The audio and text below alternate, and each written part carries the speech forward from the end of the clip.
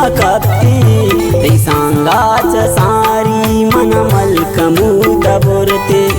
तै सांगाच सारी मन मलकमूत बुरते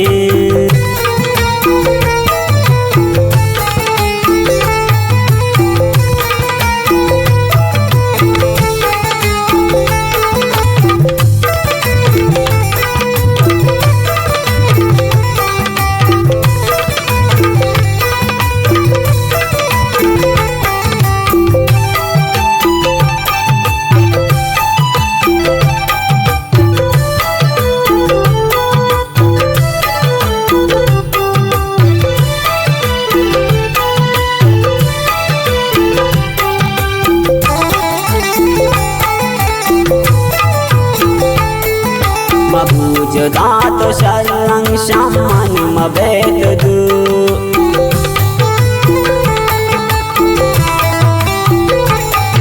मबूज दात शरणं श्यामन मरोत दू बुजुर्ती मनावती तो दी दगा में बसते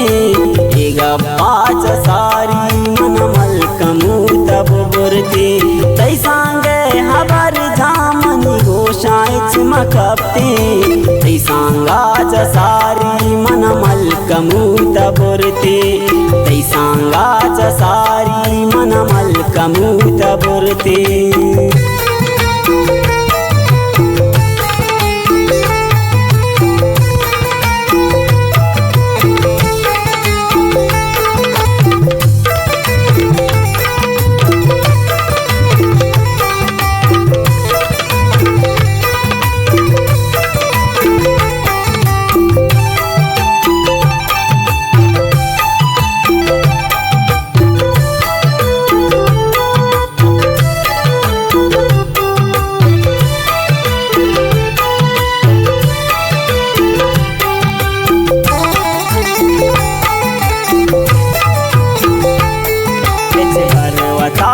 शरणं जन्म करते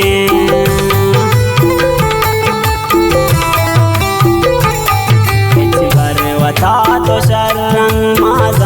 जन्म करते ये दुनिया बल्कि तई मट हंसते एक पाँच सारी मन मलकमूत बुरते तै सांगे हबर झामनी गोशाई चमकते तै सांगाच सारी मन मलकमूत बुरते तै सांगाच सारी मन मलकमूत बुरते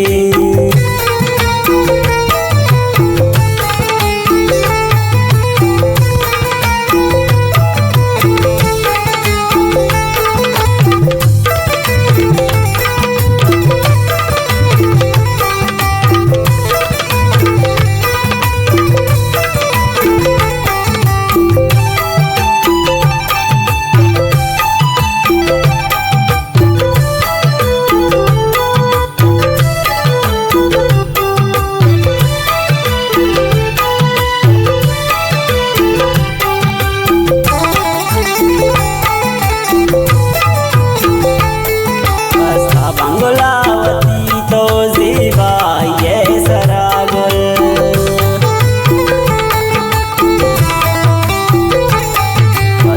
बंगलावती तो जीवा ये सरागल अंचू की सर्पद तै दोस्ती अवतप गुष्टी एक पाँच सारी मन मलकमूत बुरते तै सांगे हबर झामनी गोशाई चमकते तै सांगाच सारी मन मलकमूत बुरते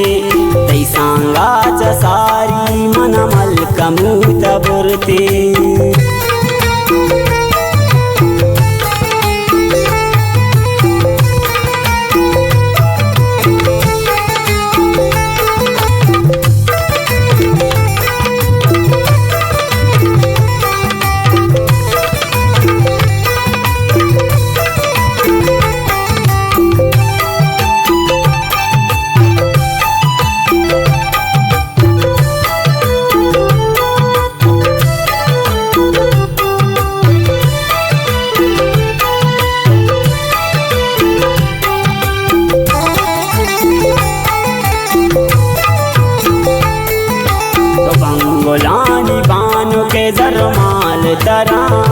मुझे